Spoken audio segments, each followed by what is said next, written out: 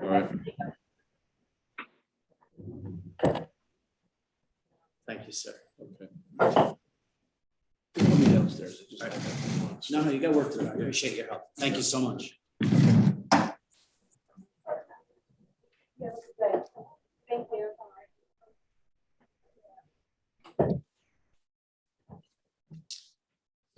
I'm back. Thank you. Well, good afternoon, everybody. Just to let you know, the meeting is being recorded and it is done via Zoom. I don't see any other folks looking to get in. And it looks as though all ashore is going ashore. I see Michelle is here, Mike Valenzola, Selectman from Wales, Mary McNally, Town Manager from East Long Meadow, and myself, the representative from Hamden to the board. And certainly most important, Michelle Barrett, our VSO. We've got an agenda. Did you guys, I sent out a package. I mean, it's nothing you hadn't already seen, but I figured if I put it all together, it'd be easier to follow. And so the first thing on there, we have the agenda, but I think maybe the thing to do, the first two items are really related to the budget, but clearly what's become the more important issue is the continued viability and existence of the district based on the response from Veterans Affairs.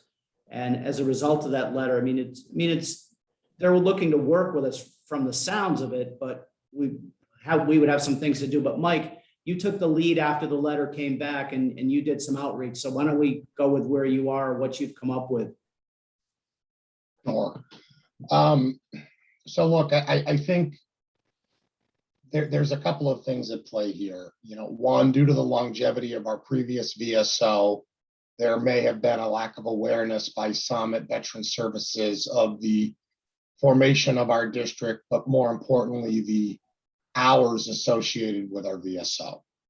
And the understanding that I'm getting is that when Evan became aware of the fact that this was not a 37.5-hour position as the state deems a full-time employee, that's when, based upon some statutory changes that have happened over the last several years for a multitude of reasons, raised a red flag for him. The biggest challenge at play is really, it comes down to East Long Meadow. The population associated with East Long Meadow is such that according to the statute, they are required by law to have a full-time VSO. There's a lot more flexibility for Wales and Hamden, given the size of our town and the population. So, I escalated this issue to a contact of mine at the governor's office and basically said, look, I understand that, Veterans Services is looking at the statute. They're attempting to try and ensure that there's compliance relative to the formation of this district and the population requirements, et cetera, et cetera. I said, but the simple reality of it is, this is, I think, news to all of us. This hasn't been something that's been enforced up until now. And where we are at in terms of the fiscal year makes our ability to make substantial changes really challenging, number one. I said, number two, you would have never had them escalate this issue had we not had a change in our VSO.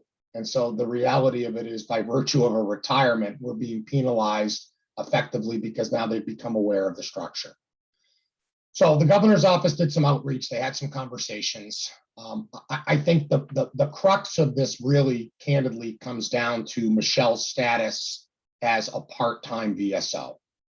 What the Veteran Service Organization said to the governor's office is, look, if the board is willing to indicate to us that they deem her to be an FTE, we'll be good, we'll be covered, and we'll move on. And, my response to that was, well, we could cut this a multitude of ways. I mean, the reality of it is, in Wales, we view an FTE as 30 hours a week. So that's, that's how we view a full-time employee. We could argue that, Michelle's hours are, 23.5 public hours and then a series of hours for back office paperwork that aren't public. And we could, in fact, deem that she is an FTE by those standards. But I said, I don't think any of us are going to be willing to put in writing that we deem she is a full-time employee by state standards, because that would be a lie. And I don't think any of us are going to want to do that. So I pushed back again heavily with the governor's office and said, look, I don't think that there's any desire for us to be in violation of anything. I said, I know we've had conversations about expanding the scope and service we offer. I said, what we need is time to be able to make the changes that we all would like to make collectively, time to be able to build out what this role should look like going forward, time until next year to be able to present that to our towns to get support for whatever the cost associated with an expansion of service would be. And all of that can't happen overnight. And we're asking for a grace period, quite candidly, to be able to ultimately be able to achieve what I think collectively we'd all like to achieve. So the governor's office had said, got it, let me do some continued fact finding and see if we can arrive at that kind of a compromise. And that was as of Friday, and the person I'm working with is on vacation this week. And so I expect to be reconnected with him when he returns next week. So sorry for the long-winded update, but I wanted you all to have that information.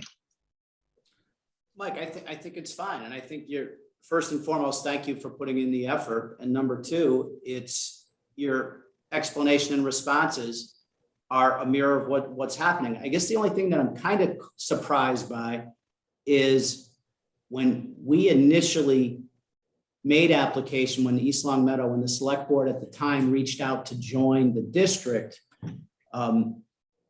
we put all this in writing, and we were granted approval by Veteran Services to do this, and we were recertified to do it. So your point about if it hadn't been for the retirement, had it not been for the change in the VSO, or had it also not been for the fact that Munson made its own decision to leave, we might not be having this discussion. And it's gone on this way for 9 years. I believe it was 2012 when East Long Meadow joined. And the matrix that dictates what level you're to provide, i.e. full-time VSO or a support person, what have you, that matrix, I took it when we put the letter together, I went back and took a look at it. And that matrix, the way I remembered it, was the same one that was in place 9 years ago when they approved East Long Meadow joining the district.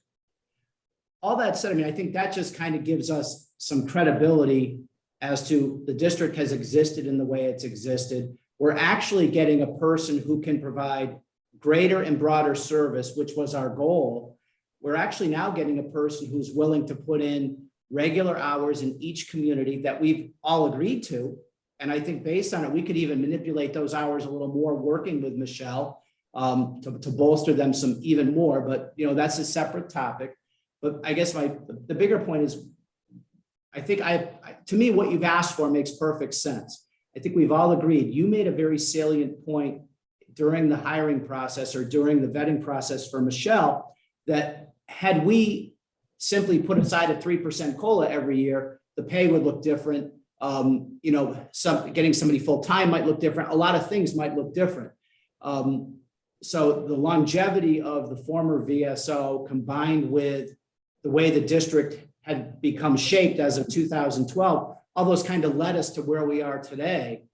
And we're actually looking to make the thing better. But again, your comment is well taken. I'm kind of not repeating you, but for the record, in that our letter to them told them that we were, this is what the district looks like now.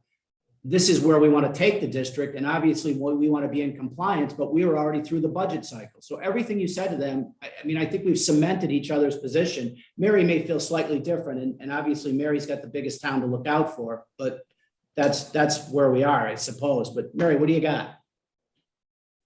I think I want to back up just a bit. I appreciate Mike's efforts also when we talked about those things. And I think the three of us agree as a board that that's all what's needed to be done. But what are we doing about paying Michelle right now? She's been working for, I think, 4 weeks, 5 weeks, maybe 6 weeks. Have we paid her? And where's the money situation? Because that concerns me greatly.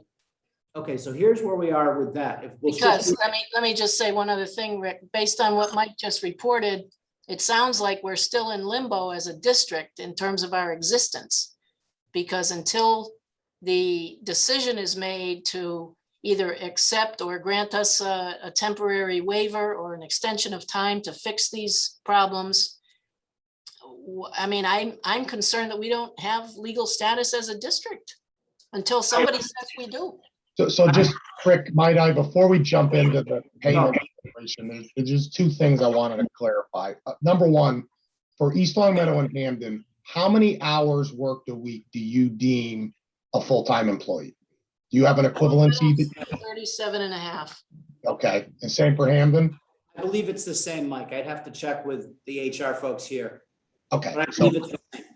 I think that I just want to clarify, none of us feel, Wales is 30, so, you know, we're in a different situation, but none of us want to put in writing to Evan that we deem this to currently be a full-time employee, right? I think we're all in agreement. We don't want to put that in writing because we don't believe it would meet 2 of our 3 FTE requirements.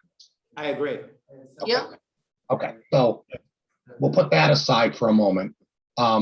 In terms of, you know, where we are as a district, I mean, the governor's office left us with, we will resolve this, we will figure this out, we will come to, you know, a compromise that will be, you know, adequate for all parties. So that they are definitely still involved in this. The next step is they were going to talk to the secretary herself and have a conversation at that level, which is where the waiver would need to be granted. The secretary would be the one to issue that, not Evan. And so that is still in limbo, Mary. I, you know, expect an update on that next week. But that's where that stands. So I don't want to overpromise anything. I'm giving you the exact information that I have. I have a good feeling we will reach a reasonable compromise that will buy us more time.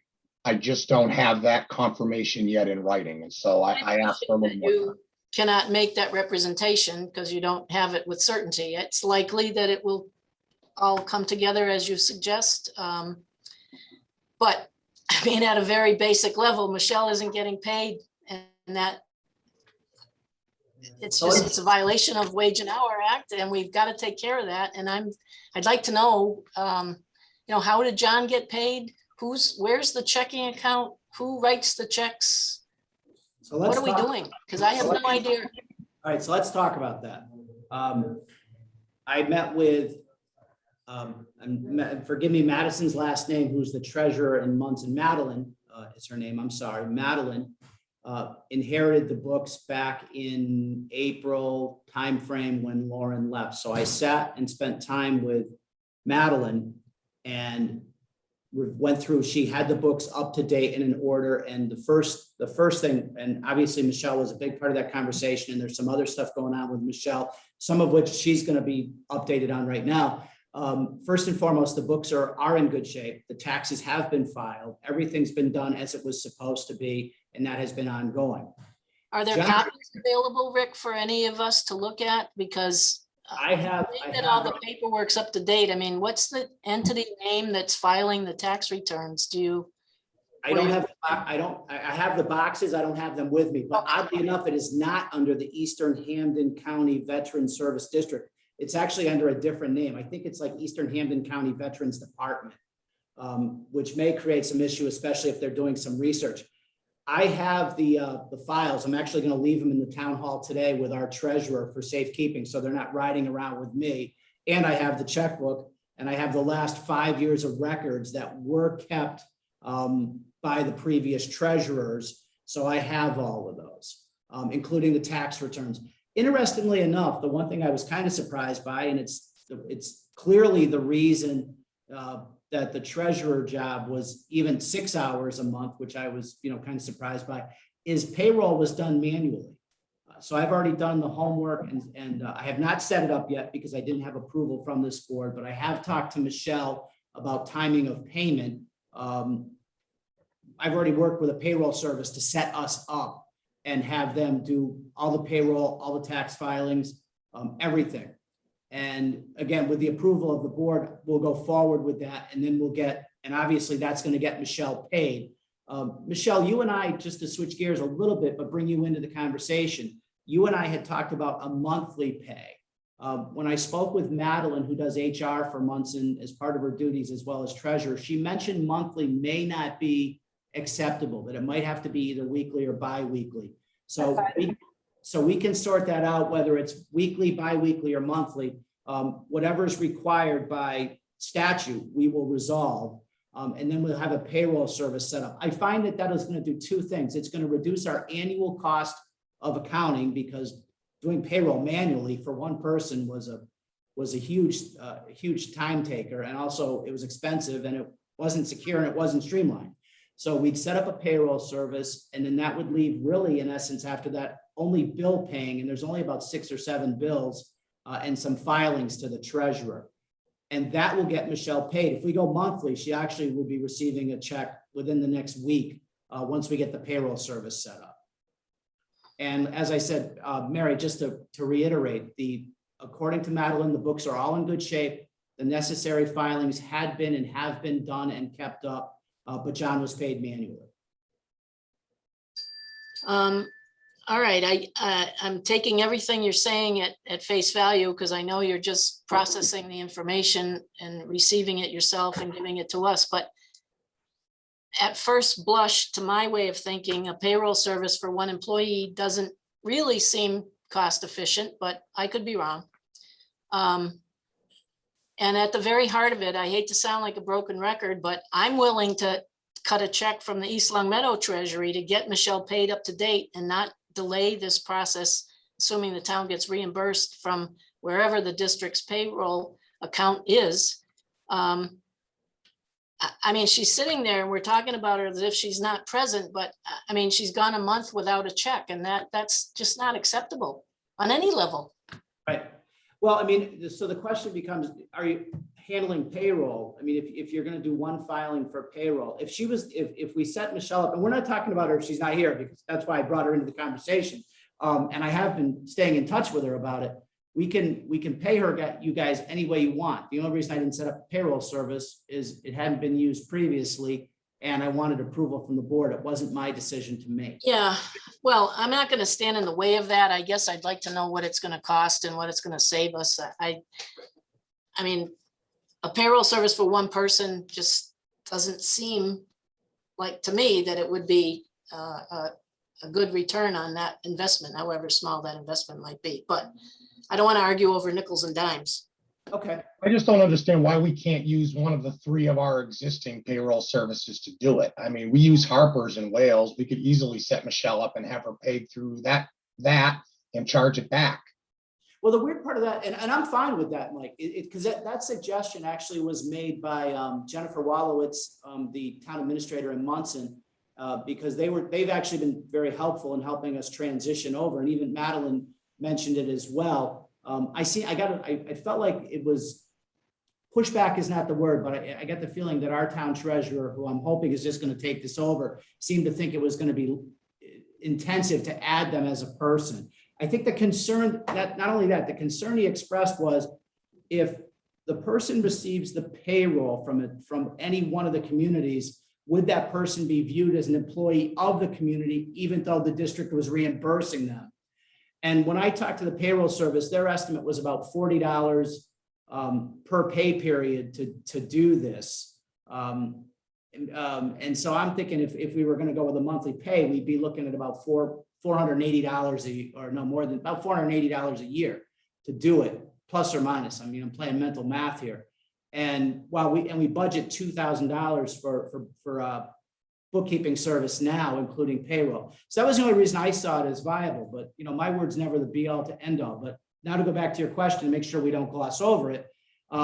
It didn't seem like it was incredibly difficult to set it up, but then there became a concern of how would Michelle be viewed as an employee of the municipality issuing the check? It was that type of thing, because they did talk about a subcode type setup. Make sense? Yes. So that's the only reason I started looking at doing it on our own. It seemed like it would cut down significantly the number of hours and filings the treasurer would have to do. It felt like it would streamline and save money. And then it would make the treasurer job that much easier for whoever has it. but I'm game for whatever you guys want to talk about. And clearly the goal is to get Michelle paid. She's been working for us and she's been incredibly patient. So it's not lost on me that we haven't solved this particular problem. Well, I mean, I agree with Mary. I mean, the short-term answer is easy. One of the three of us pay her and then, we charge it back to the district. I don't have a problem with that. Okay. I'm thinking longer term, so there's a little bit more sustainability and consistency. If one of the three towns was the lead town and the other two towns paid that town their assessment, could we leverage the municipal functions within said town? My treasurer is willing to do it. I don't know about either of yours, but we already have that infrastructure in place. And I think about Harper's, for instance. I mean, for me to add someone to that is pennies. For us to do it solo is, probably $1,000+ on a 26 pay period situation. So If Mike, I mean, our treasurer has given a little bit of pushback and he indicated to Madeline that it was something he wasn't interested in. So not sure who would be willing to do it. If you feel like your treasurer, I mean, Mary's treasurer is fairly stretched thin and she's Mr. Ponte. Did I get that right, Mary? Fonte, yeah, Don Fonte. She's great. But if you thought your treasurer would do it, I'll bring the books out to you guys and to your treasurer, and we can set it up however you want, as long as we're all in agreement. And I'm fine with whatever you guys want, so long as A, we get Michelle paid, and B, there's, the books are all in one place. I mean, they're only in two small banker boxes. It's not like. To Mike's point, sorry, Rick, but to Mike's point about Wales having a payroll service, if they can assimilate Michelle as an employee of the district into that payroll service. In other words, not pay her as an employee of Wales, because that creates the problem that Dick was talking about. And that I think is a real problem. She has to be paid by the district. Right. So if the district engages Wales provider, just to add one employee and I mean, if the cost there is less than what Rick was suggesting as $40 a pay period or whatever, those mechanics I think could be worked out, and I'd love to see Wales provider take care of it, but not under the rubric of Town of Wales. Agreed. agreed with that. Mike, do you think? That's something that you can check on, Mike, or is? Yeah, but I'll talk to both my accountant and treasurer. My town accountant, who actually used to work in the town of Webster, he was the town accountant there. She had a similar model with a different consortium there. This was her idea. Yeah. So I'm happy to take that back and iron out what it would look like and come back to you all. But I think the more immediate issue is, to your point, Mary, payment for hours worked to date. And I think that's, I probably need a few days to put together a plan for the longer term situation, but Yeah. what do we want to do about the immediate issue? Well, I'm thinking that if East Long Meadow writes a check in a gross amount, or maybe it would be better I think it would be better in a gross amount, because I don't want to get into payroll deductions and withholding and things of that nature for a one-off. So maybe we could pay a gross sum, Michelle, and then once your tax situation, your exemptions and so forth are figured out, you'd have to reimburse us that. But I think that's the simplest way to do it. I trust that my town council would approve that payment. We're meeting next Tuesday, the 13th, or the 14th, whatever Tuesday is. And I would advocate for that, just to get this thing on the go. And then that would give Mike time to figure out how Wales could manage the situation going forward. Mike, if we're staying with that for a second, how much time, and again, just trying to work out a schedule, how much time do you think you need in to talk to your treasurer and get a sense of whether or not you could do this? I mean, if you could have your answer by Tuesday or Wednesday, and Mary's going to be Tuesday or Wednesday, maybe we could just get the thing off the ground Tuesday or Wednesday, get Michelle paid, and I'll bring everything out to you.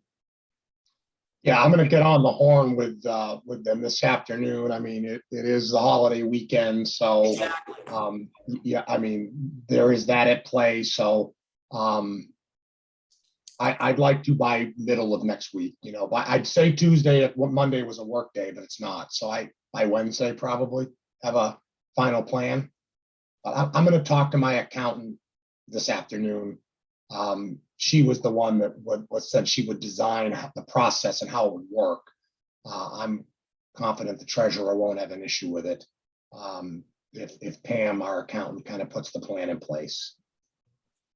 Okay. I mean, Mary, if you've got to confer with town council, you're going to be out till probably Tuesday, Wednesday. And if Mike's on the same trajectory, maybe we could just get it all done at once on Wednesday, provided Mike's way flies. I mean, not putting him on the spot, but you're both on the same window. No, mine's a week later, Rick. The meeting is the 14th. Oh, okay. I thought you said this Tuesday coming. Well, So- I mean, if that's the case, then I can get this ironed out and we agree to do it by mid next week, then we can go ahead and pay her with a vendor check until this is ironed out, and then that way it's all being done by the same town. Well, if you can put that together, that'd be simpler, but if you can't, that's the way I'd like to see it handled. Okay, So why don't we agree that Mike's going to be and appreciative, obviously, doing his due diligence to see if it'll work. He'll email us back, and plan B is that East Long Meadow would issue the gross check, and we'll go from there. Does that Okay, make sense? Michelle, pay your bills for September? Thank you. Actually, Can't hear you, my dear. We lost you, Michelle. Did you mute? you hit the space bar? It sounds like her mic went bad. Yeah. She doesn't show muted. Yeah, I can't tell from Bob's computer who's what. Oh, she's just, All right, then she may not be able to hear us. Oh, now she's gone. yeah. If she comes back up, I should be able to allow her in, but we'll go from there. But okay, so we'll keep moving. So that makes sense to everybody? Yeah, so I've got 2 actions so far. Follow up with the governor's office and the treasurer accountant conversation. So I've got that. Okay. All right, so the next thing is we do have the budget. And I sat down and I met with Michelle once very early on, and we walked through the budget and we made some changes to it. You all have copies of it, and the budget is reduced. And clearly the big part of that is the director's salary going from 34,000 to 25,000. I know the number that you see on the budget that wait a minute, is she back? Let me try this, see if I can do this. No, that's in my email, some attachments, but didn't print them. All right, Michelle's coming back. The number, if when you get it open, let me know when you have it, Mary, when you have it open. Mike, you have it? The I do. budget? Okay, so I sent over the other 2 documents I sent over. Michelle, we'll come back to you. We're not gonna forget you. You want me to share it? Yeah, if you can, because unless, Mary, did you get it? Did you find it? I had it from another time and it's in my folder here somewhere, but if you want to plug it up there, Mike, if you can share your screen. that's fine. Rick, you just have to give me permission to. You've got it disabled for participants. I'm not even sure how I do that. Oh, participants, right? Yep, just hit, exactly. And what am I doing? Going to you? Clicking on you? If you click on the 3 little blue dots, you should be able to enable presentation mode. Things that- this is- Well, wait a minute. Just click on my picture. That's fine. Wait a minute, what am I doing here? Let's try it this way. If I click on you, oh, the 3 dots on you. Okay. Stop.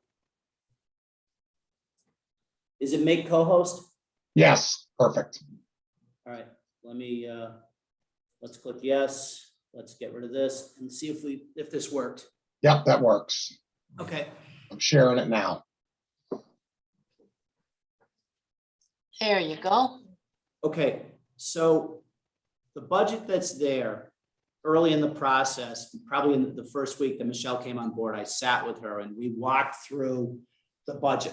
The numbers that you see there, the first one, the director's salary is based on the 25,000 first year salary. I note the number's less, but that's because Michelle didn't start with us till August, so July is not in there, but the annual payments are based on a $25,000 salary.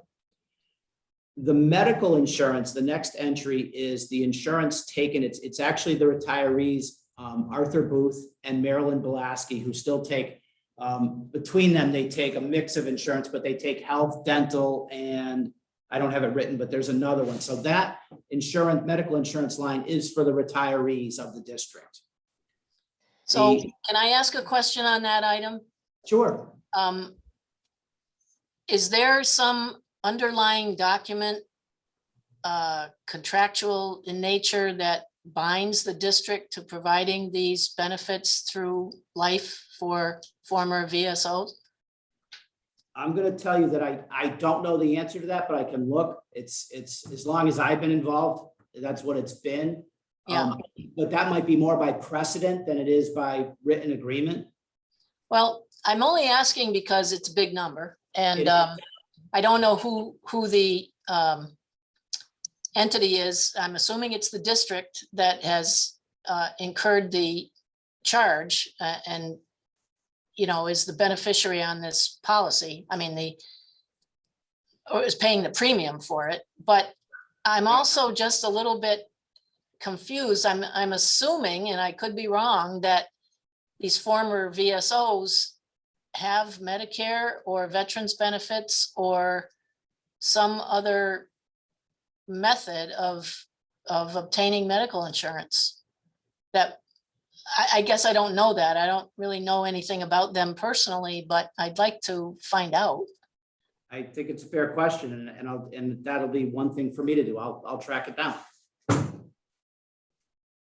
Kind of the Yeah, same issue goes for life insurance. I made the note for both. And yeah, okay. And since I'm hogging the floor, skipping down to workers' comp, I'm assuming again that the district is the entity that purchases that insurance? Yes. And the policy's in one of those boxes that you have behind you? No, those boxes are not here. Oh, I'm joking, but you said you got them in the trunk of your car or something. Yeah, they're in my car, and I haven't gone through all the files. My biggest thing was to confirm that we'd filed all our taxes and done. Yeah. But the policy should be in there, and my understanding is it's the district that pays it, and in this case, it's for Michelle. Yeah, okay, Or whoever, for the VSO. right. Yeah, correct. All right, so the next thing on the budget was we did this as an estimation. Previous to this, it had always been two payments, one for wear and tear and one for mileage. And they were $3,900 each. My conversation with Michelle was that we would come up with an estimate and we would use the federal mileage rate for miles actually driven as mandated by work requirements. So that's why that number looks different from budgets you may have seen in the past. Postage, straightforward. Michelle and I talked about that. Cell phone, Michelle's going to continue to use the cell phone she's used, and we're going to pay a stipend toward it. We just used the budgeted number that was in there that we had used with the prior VSO. Office supplies, most of these represent cuts. Office supplies, we plugged in a number. We weren't really sure where to go. Workers' comp, treasurer, and then the emergency fund. The emergency fund is for lack of a better way to, it's not a petty cash fund, and it's not, the word is slush is horrible. It's not basically, it is discretionary money that if somebody came to the VSO and said, I'm really in a bind, can I borrow $100 type of thing? And it's been in the budget forever. How often it's used, I haven't, we'd have to look at the books on that. And therein lies the budget. Any So questions? Go ahead. how is this impacting our three assessments? So then the second sheet I sent over was the assessment. Hold on, let me pull that one up. And if I've never done the calculation, so if anybody wants to check me on it, I'll tell you how I did it. I actually showed it to Michelle in one of our prior meetings, my hand scratch notes that got converted to this. I might even have them still. Can you guys see that? No, Nothing's changed still on my the screen, budget. Mike. Oh, there you go. But I think that's the old one, Michelle. all right, now That it's up. looks right, 71. Yep. So the equalized land valuation, I went to a state website.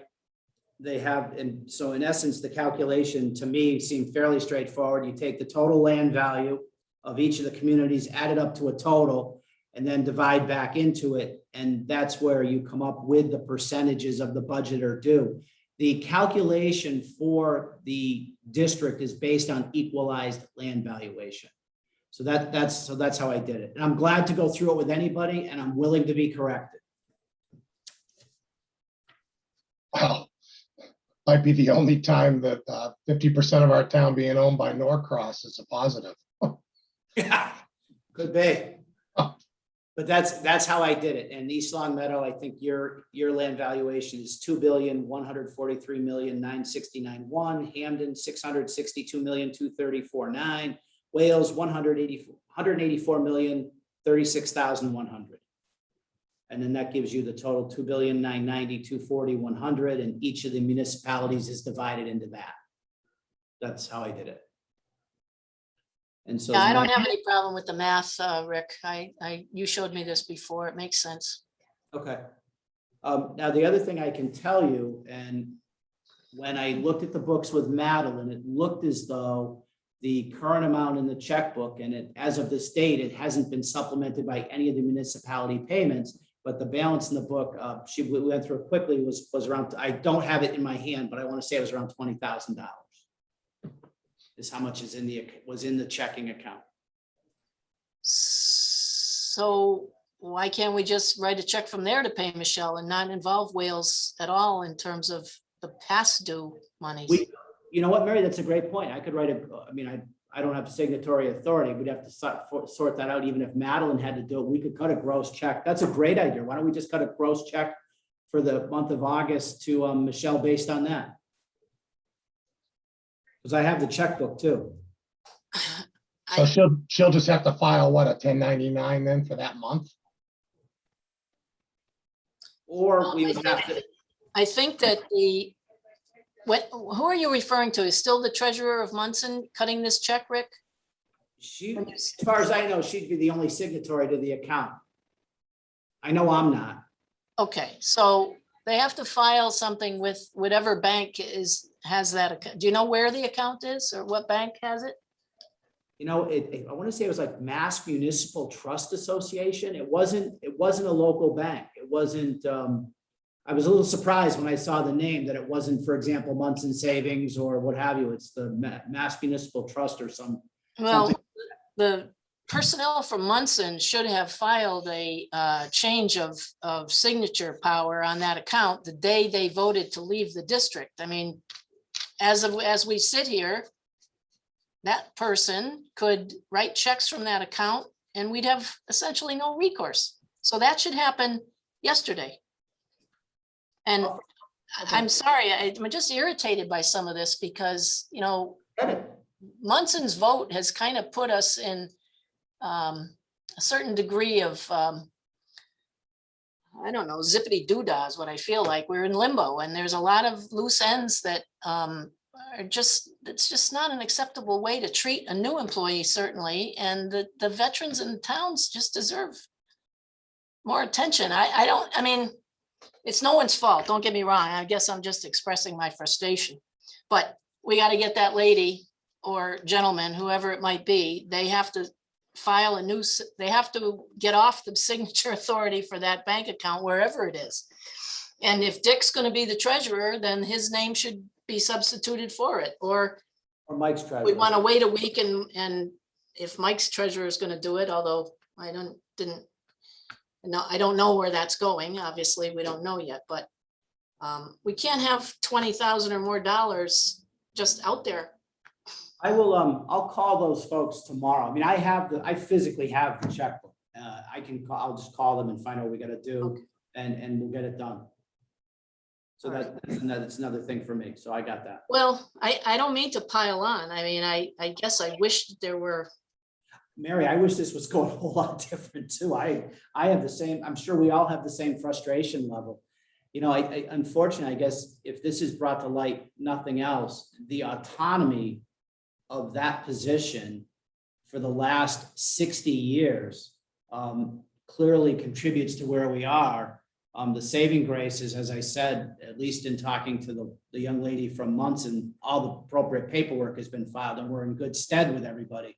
But, you know, aside from that, I'm with you. You guys, nobody's more frustrated about this than I am. And well, I guess the thought that's running through my head, and in all candor, I don't want to play games here. As I look at these numbers with East Long Meadow at 71.7% of the budget, you know, maybe next year, my town council is going to have to consider a vote to disengage from the district, because if we could get a full-time employee for not much more money and eliminate these extra expenses for the medical insurance, we have a workers' comp policy throughout the town. I don't want to leave Hamden or Wales in the ditch. But, you know, return on the dollar, I mean, it's puzzling. Well, look at the part of it, and Mary, candidly, part of the challenge here, a big part of it is East Long Meadow's size is what's driving a lot of these new requirements. Right. I could candidly disengage from the district, put this responsibility on my treasurer, have a stipended VSO for support purposes and call. Oh, it I a know day. you could, yeah. You know, so I mean, I believe in the district. I like the history of the district. I want to support these efforts. A big reason why I'm pushing back and using the governor's office is because I just don't like the way this has been handled at the veteran services level. Yeah.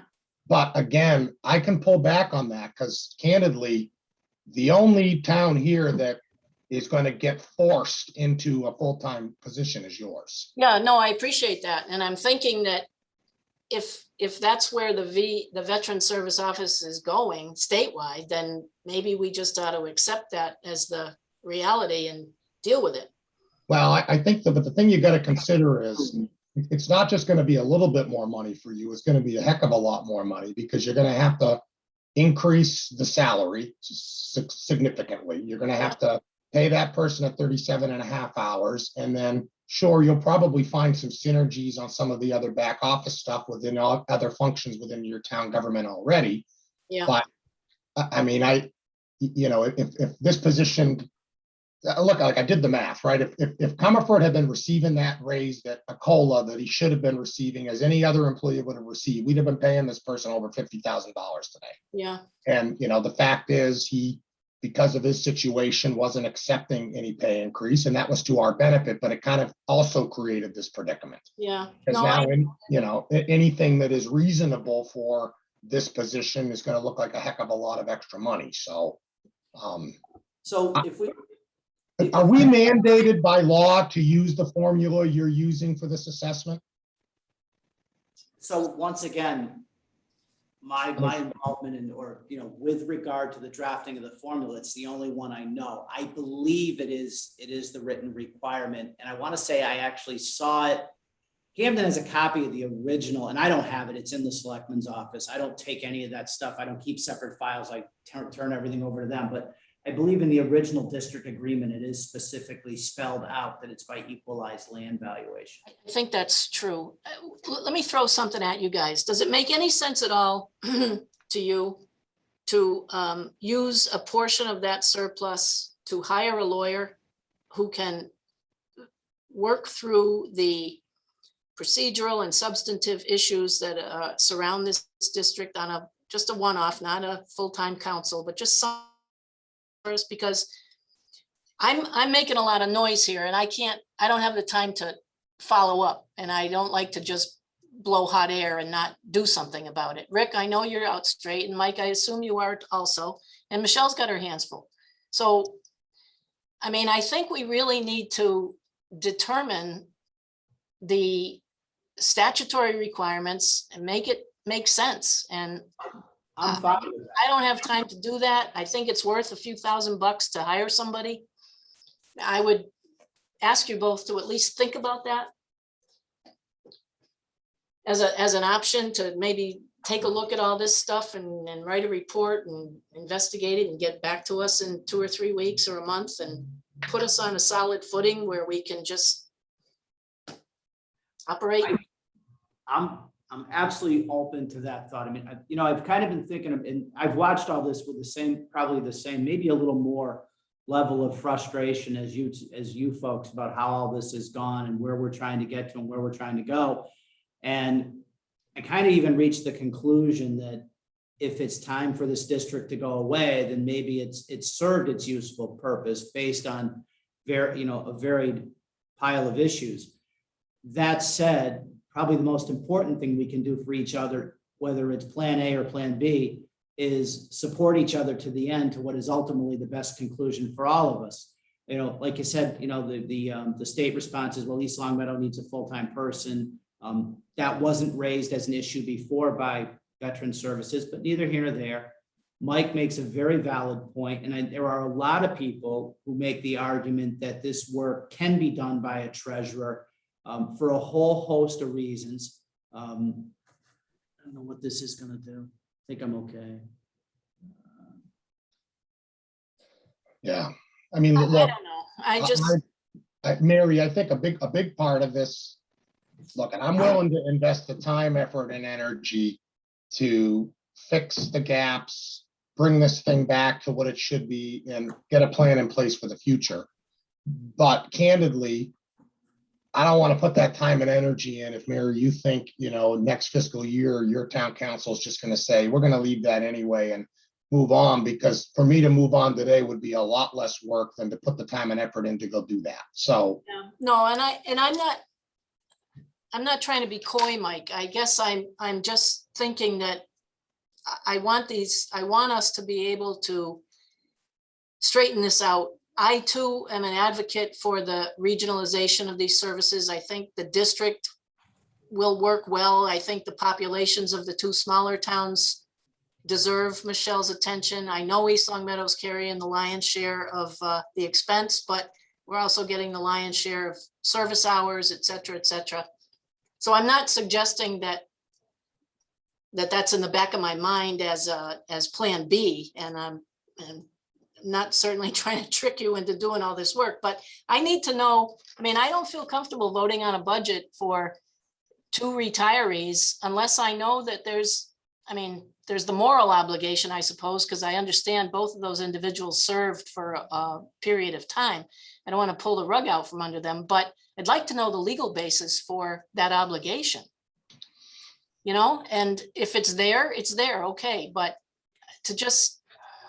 well, so I mean, I'll put the offer. I don't know who your town councils are. We use Copeland and Page, and they have veteran-specific lawyers. And, I would be willing to initiate that conversation to get their thoughts on what kind of a model might work if we want to pull in someone with that specialization. I think you need someone with that I specialization. agree with you. We use Doherty Wallace, and I don't think they have anybody with veteran special service skills. So I'd be happy to defer to your town council on that. Rick, are you okay with that if I initiate that discussion? I'm absolutely fine with it. Okay, I'll take that. Okay. Your pad's getting full, Mike. I'm sorry. Yeah, I know, and I have 5 other jobs, so I really should be careful here. I'll give you mine. So can we defer a vote, final vote on that fiscal 22 budget? Yes, I mean, we the can. town assessments are going to be paid if they haven't already. Yeah. The town assessments haven't been paid because a bill hasn't been presented, because we haven't voted on a budget for the bill to be presented.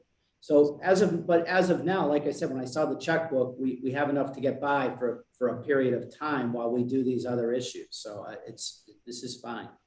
So could there be a sort of a hybrid presentation to each town saying, this is the anticipated fiscal 22 obligation for East Long Meadow, and have us cut a check? I mean, the money's there. It's been approved in the budget from prior to the start of the fiscal year.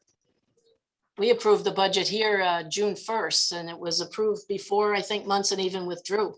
Yeah, Yeah. mine was approved May, so I have it too. Yeah, and Hamden. But we know we have the money. Yeah, and I know Hamden's was approved too. I think I know the moderator in Hamden and he made sure it's on the docket. So it's been approved in Hamden. So I mean, we can do any presentation you want. It would probably be more beneficial for me to do what research I can to find out the history of the medical insurance, because it's never been done. I mean, it's just, it's one of those things that's just kind of gone on, and I'm fine doing it. Well, I'm not looking for a rebate, even if that number goes down or comes off. I mean, I'm thinking that maybe we could make the VSO salary more palatable if there were some money left over. If we can reduce it, if there's a methodology for doing it, then I'm fine. And I'm glad. Well, how different are the figures now? And I know I should know. They're the not answer. much different, Mike. Okay. That's what I was going to say. How different are they between what they look like when Munson was in versus now? Well, the contributions are different. Hold on. So the original FY 22 budget, the total was going to be 60,308. East Long Meadow's share was going to be 33,592.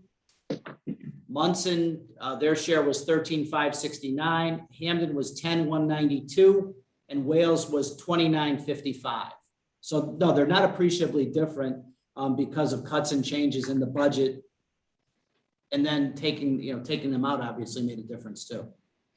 Does that help your question? Well, it does, because I guess my point is back to Mary's point. I mean, if we just simply proceed with the figures that we had prior to Munson's departure, the reality of it is the difference between that and these seems to be less than $1,000 collectively, and we've got surplus to cover that should we need it. I mean, it winds up being a little less for both of you and $150 more for me. I'm more than comfortable with those numbers if we think we should just proceed with those. So I guess that leaves, I guess, you can look at this one of two ways. And if I'm putting myself, and I'm not speaking for Mary, but just making sure I phrase this right in my own mind. I mean, theoretically, Mike, what you would be saying is, would we be in a position to vote the budget as presented today? But then that, obviously that still puts us in having to do the due diligence on the medical insurance. And if we can reduce that cost, it just results in a bit of an extra amount towards surplus next year. Well, it results in either surplus or we make a determination that we do a rebate back to the towns if it's substantial and we think we should do that. Yeah, we could do a rebate. I mean, but so we're back to, do we want to vote the budget as is? Now, if I'm. Or I'm saying as was. I mean, it sounds like the figures you read off were a couple of $100 less for each of you, 150 or so more for me, and we just proceed with those.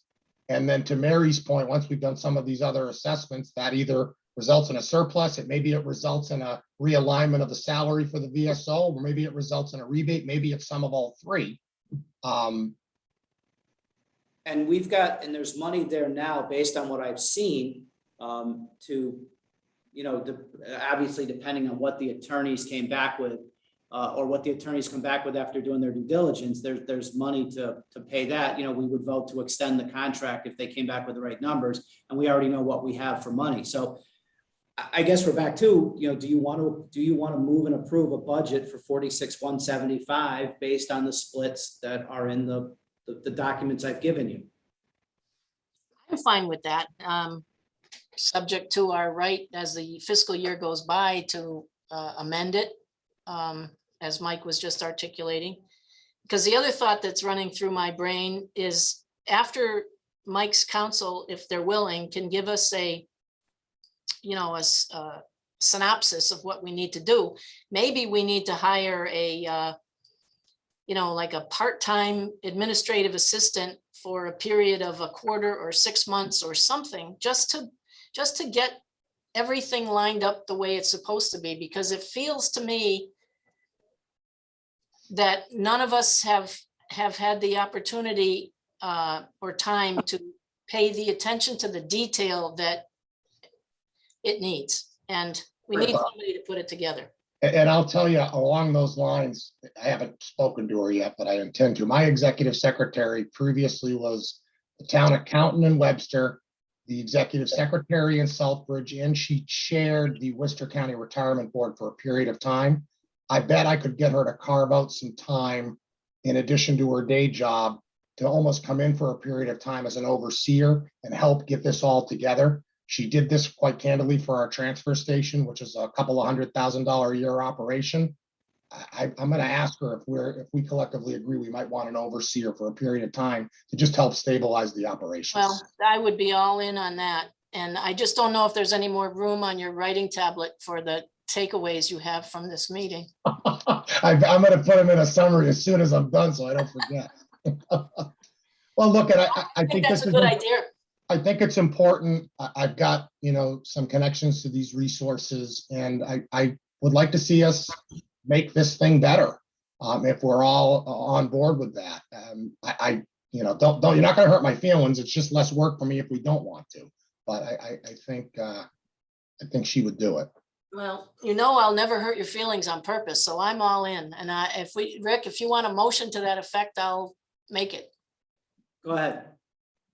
I guess you want a motion. So I'll move that we authorize Selectman Valenzola to do two things. Reach out to the Town of Wales Legal Counsel for a summary overview, if you will, of the operating necessities of the district, statutory and regulatory and things of that nature. And secondly, to reach out to his current executive assistant to see if she is amenable to a temporary assignment to do an administrative oversight responsibilities for the district for the foreseeable 3 months.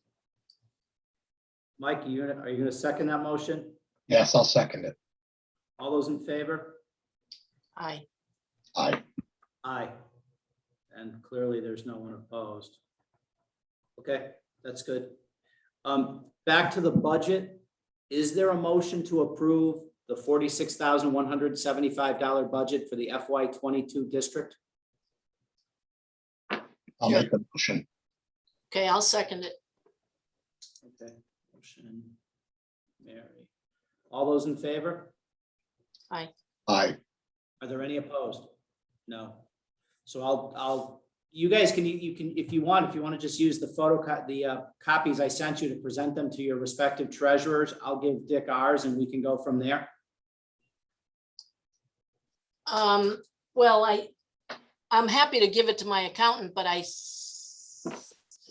yeah, it has the district's letter. It's not letterhead. It does have a heading. So, all right, I'll use it. I think he'll pay it based on this. All right, and then Mary, I'm changing the district mailing address to you, like we talked about, so so you've got it, and I'll get you the checking account information for your treasurer. We'll get this part sorted out. Okay. I mean, if they cut the checks in the next couple of weeks, it's going to be fine. We'll get it figured out how to do it. We need a motion to use our current surplus to pay Michelle, or are we going to wait on that to see if the payroll service in Wales can accept her, or we want to do that bridge check from the surplus in the district's checking account? I'm up for whatever you folks I'll want. make a motion to authorize the bridge check for the month of August. Okay, I'll second that for discussion, because you started in July, I think, Mike. I think Michelle started in July. I'll amend my motion to read Michelle's start date through August 31st. August 31st. Perfect.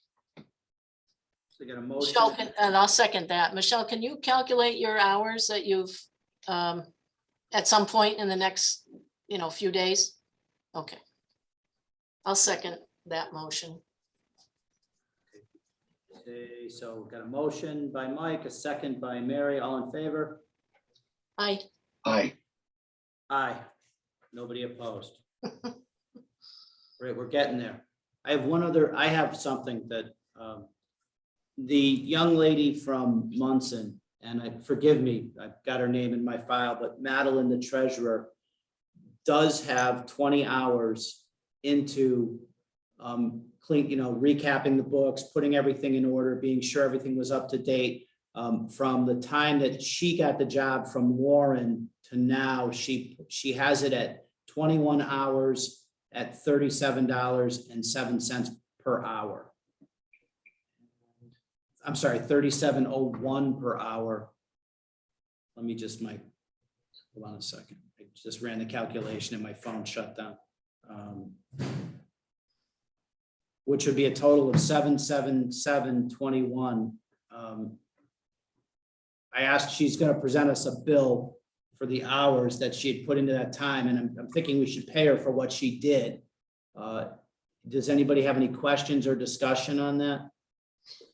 Well, to sound like the Scrooge that I am, does Munson pay 25% of that total?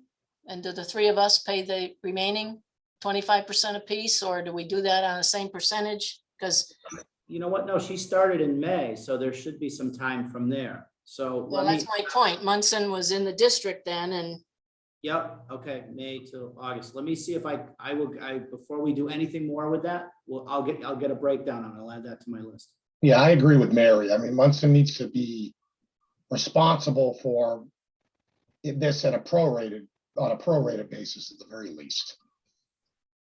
Well, I gotta tell you, and this just occurred to me as we were talking because of the phraseology of what we're talking about. I question, and this might be something for Koppelman and Page if they do this, I question what Munson's obligation is to the medical insurance. Let's assume that everything's is 100% right and that 11,276 number stands. I question what the obligation of a community that exited the district would be because they were receiving the benefit and service of those people. Yep. And that's not something the lawyer can give us an opinion on. And I actually had that as a separate note, but we got moving around and I wrote down a whole bunch of notes and we've covered most of them. But one of my mental questions was the status of contribution to retirees, because to me, it doesn't seem fair that the district would pay the whole burden going forward when a prior member community received full benefit of all those services. Now, the law may say different, but let's see what they come up with. there should be some discussion of that in the original intermunicipal agreement that was entered into by the communities in the district, but it may be silent on that point, which will just create one more one more issue for future conversation. Yeah. Okay, hold on, just. And I'm actually very curious as to where the obligation comes from, frankly. And it's when I did pose that question to Madeline, and again, I don't know, I'd have to find a copy of the original agreement combined with the updated intermunicipal agreement. I believe there's a copy of it here in the selectman's office. I'll have to track it down with them as to how and why. I would tell you it's probably more by precedent that the district paid those medical expenses, but it's not lost on anything, Mary, or question of, it was kind of my thought when Madeline brought it up. I didn't address it to her because she wasn't the person to ask. But I thought the same thing. I would think most of these folks would be on Medicare now or Medicare and supplements, and that would cost us considerably less, even if we were obliged to pay the cost. Correct. But by virtue of how many years they've been retired, they are absolutely at the Medicare transition age. The other question is, what percentage of insurance do we continue to pay? I mean, municipalities, and I would imagine that in our format here, we can operate as one, don't have to bargain at all the percentage of retiree benefits. we just altered it in Wales by a vote of the Board of Selectmen to go, Wales was still paying 80% for retirees, and we reduced that. So I know that that's something else that KP can advise us on. Yeah, good point. Okay, yeah, and that would be good. I mean, again, our booth is unfortunately not well at all anymore, but Art's probably in his mid to late 70s, and Marilyn's got to be close to 90 would be my guess. And I only bring that up as no other reference point except for how the insurance has worked and how long they've probably both been on it. I just saw Marilyn at a Jack and Jill 2 Saturdays ago. She's doing great.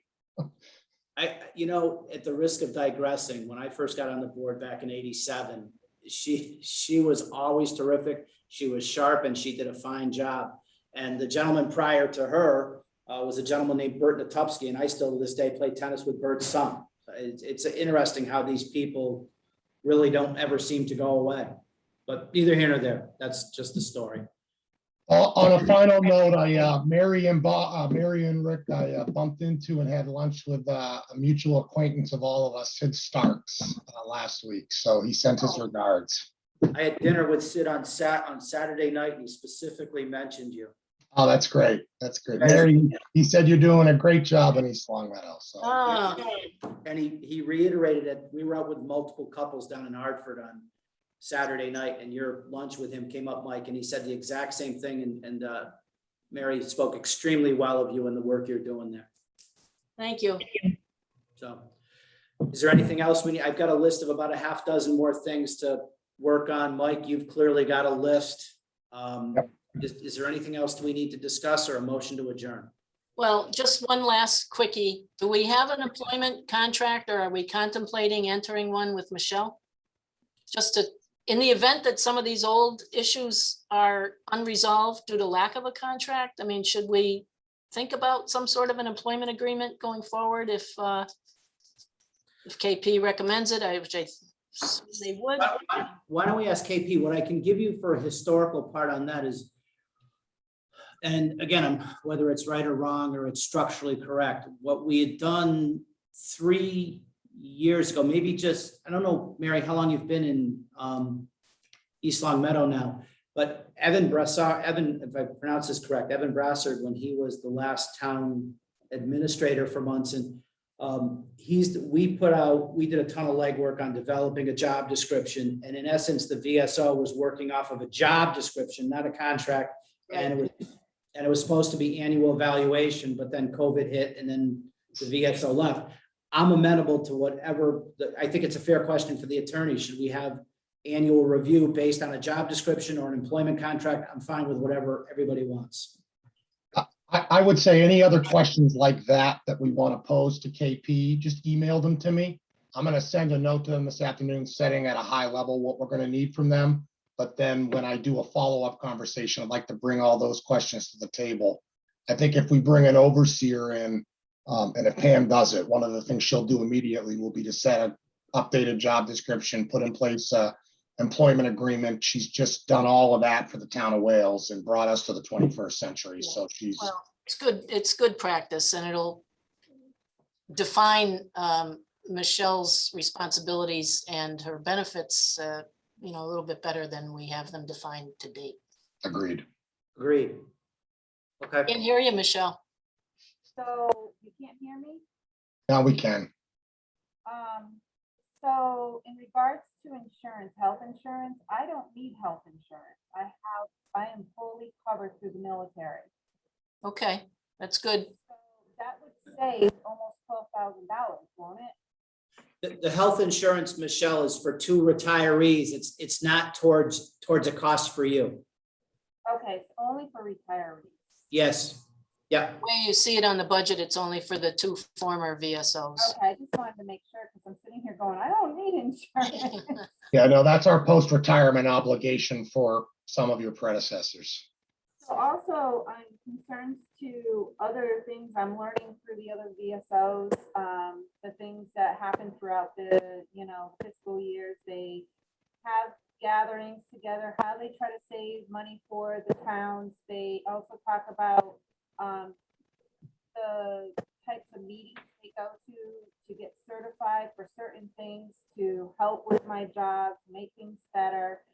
Is that something I need to bring up now or something for, because it's not gonna probably happen right now. It's not gonna happen probably till next year because I have so much to learn. I had Tracy from Evan's assistant here yesterday and oh, wow. I got a lot to learn. All right, so Michelle, it sounds like you're referring to, I know there's basically the VSOs have an association statewide. And the VSOs of this area used to meet the second Tuesday of every month up in Northampton. Is that the group you're talking about that Mr. Segundo is the current chair of? There's other groups. I wrote them down. I'll send an email to you, Rick, and to Mary and Mike, just so you can see what I'm talking about. Also, I'm wondering, can I go buy a desk out of my pocket and then just be reimbursed? Because the desk I have right now is, for this room, is too big. I'm willing to go purchase the desk myself. I don't really want you to spend your own money. If we have money in that bank account, as soon as we get a signature on it, I think that's the way to go. I agree. We'll buy you a desk. We'll get the bank account straightened out in short order. Probably, Mike, once we determine where your camp is at. So if you can hang with us, Michelle, for maybe another week or 10 days while we sort out a couple things. Yeah, I think we'll have resolution on a number of things within the next 10 days, Michelle. So just give us a little time. And Michelle, I know you've already, I think, started building a relationship with Pam LeDuc.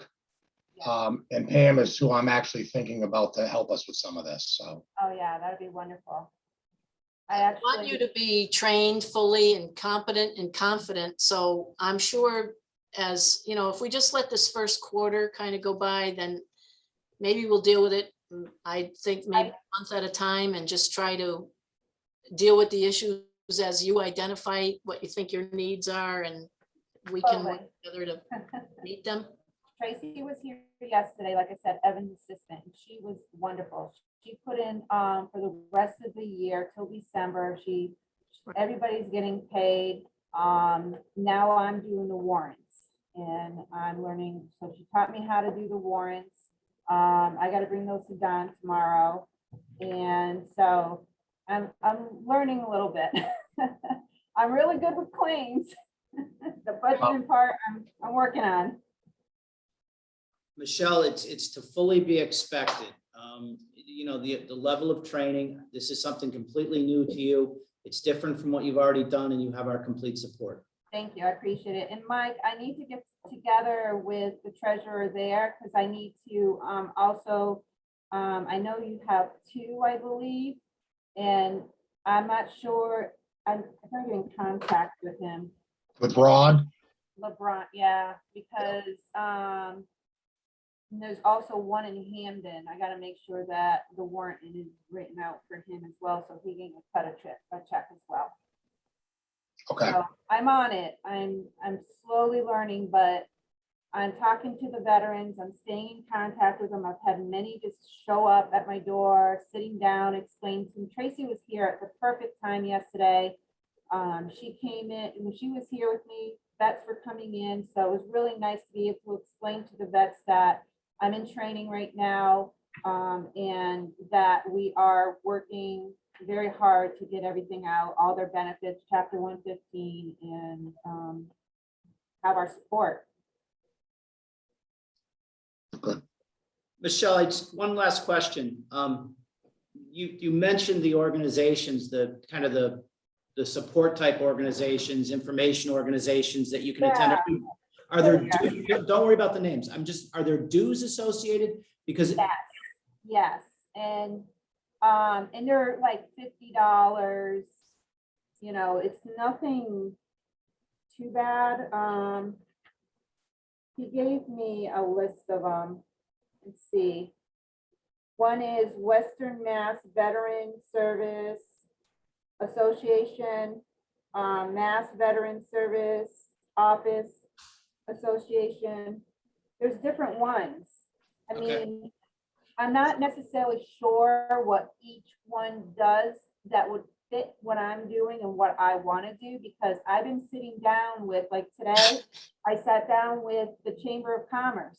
And it was great because they're gonna support us and help us with the, all the things I want to do with these veterans. I'm gonna have, every month, I'm gonna have a meeting with all the local veterans from all of our communities. I'd like to do it in Hamden and I'd like to do it in Wales as well. And each month, I'm gonna pick that day for that town to have all the vets come in, meet me, and also sit there and talk about what their concerns are, what they need, give them the information they don't know about. Also, it works out for both the chapter 115 and the federal benefits, because I know both. Well, chapter 115, I'm still learning, but you know what I mean? I only asked that question, Michelle, that probably, and to go back to Mary's comment, you know, we take it month by month, but what my suggestion is, if you do some due diligence on those organizations, find out the ones that are beneficial to you, then we'll just make a motion to extend a payment for dues. And Okay. we can take that up at our next meeting. That would be fantastic. Thank you. Okay. Anything else, anybody? No, I got some work to do. Motion to adjourn? So moved. Second. Second? Yep. All in favor? Bye. Aye. Be Thanks, safe. guys. Appreciate it. Thank you. All right, we'll see y'all soon. Bye. Michelle, let me know if you need help with my treasurer. Oh, absolutely. Thank you so much. Okay, thanks. Bye. Mary, bye, Mike. Have a Bye-bye. good weekend, folks.